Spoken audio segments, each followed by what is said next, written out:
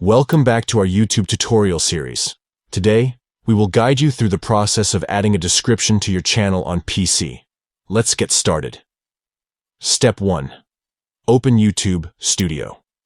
Step 2. Click on Customization. Within YouTube Studio, locate and click on the Customization tab, typically found on the left-hand side of the screen.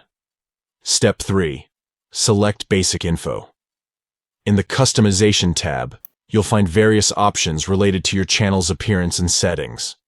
Look for and click on Basic Info to access the settings related to your channel's information. Step 4. Scroll down to Description. As you navigate through the Basic Info section, you'll come across the Description field.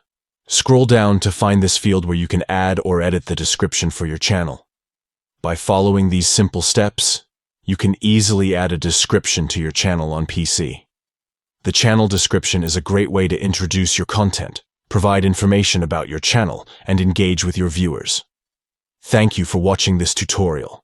If you found it helpful, don't forget to give this video a thumbs up and subscribe to our channel for more useful YouTube tips and tricks.